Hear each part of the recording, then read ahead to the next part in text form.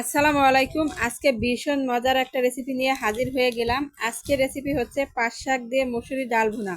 এই রেসিপিটা অনেকেই রান্না করেছেন, আবার অনেকে এই রেসিপি সম্পর্কে জানেন না। আর তাদের জন্য বলছি, একবার হলো এই রেসিপিটা বানিয়ে দেখবেন, আশা করছি নিরাশ হবেন না। আর আমি যেভাবে তৈরি করি আজ আপনাদের সাথে সেইভাবেই রেসিপিটা শেয়ার করছি। পাট শাক দিয়ে মসুর ডাল রান্না করার জন্য আমি এখানে এরকম ছোট ছোট পাট শাক নিয়েছি। আমি কিন্তু এখানে মিষ্টি পাট শাকটা নিয়েছি, তিতা পাট শাক নেইনি। এখন আমি পাট শাকটা ধুয়ে পরিষ্কার করে কেটে নেব। এরপর আমি একটা প্যানে দিয়ে দিলাম পানি। পানির ভিতরে আমি দিয়ে দিচ্ছি 1 কাপ মসুরির ডাল ধুয়ে। এখন আমি এই পানির ভিতর দিয়ে দিচ্ছি পরিমাণ লবণ। এখানে কিন্তু ছোট্ট একটা টিপস, যদি ডালের সাথে এরকম লবণ দেওয়া হয় তাহলে ডালটা কিন্তু তাড়াতাড়ি সেদ্ধ হয়ে যায়, সেজন্য অবশ্যই ডালের সাথে লবণ দেওয়ার চেষ্টা করবেন, এতে করে ডালটা কিন্তু ভালো করে সেদ্ধ হবে।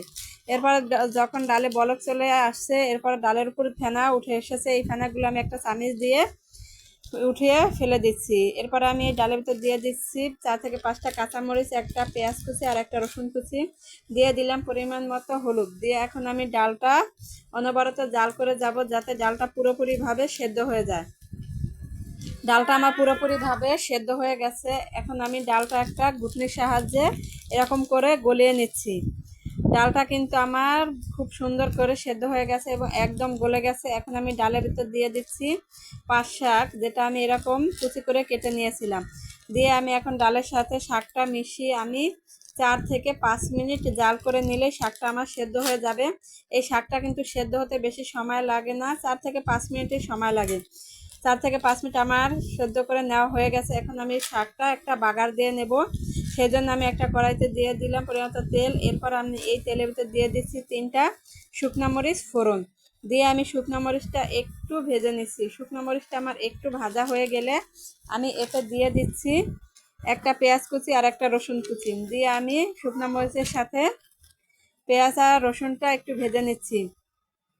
পেঁয়াজ আর রসুনটা যখন একটু লালচা কালার হয়ে যাবে, এখন আমি এতে দিয়ে দিচ্ছি 1 চামচ জিরাটা দিয়ে আমি পেঁয়াজের সাথে ভেজে নিচ্ছি। পেঁয়াজ আর জিরাটা আমার ব্রাউন কালার করে ভাজা হয়ে গেছে। এখন আমি তেল সহ শাকের ভিতর ঢেলে দিয়ে দিলাম। দিয়ে আমি এখন শাকের সাথে ভালো করে বাগারটা মিশিয়ে নিলেই হয়ে যাবে আমার আজকের দুর্দান্ত মজার পাট শাক দিয়ে মসুরির ডাল ভুনা।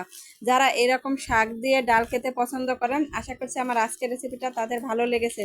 যদি ভালো লেগে থাকে তাহলে অবশ্যই একবার হলো বাসা ট্রাই করবেন, আর এই রেসিপিটা ফ্রেন্ড অ্যান্ড ফ্যামিলির সাথে শেয়ার করবেন।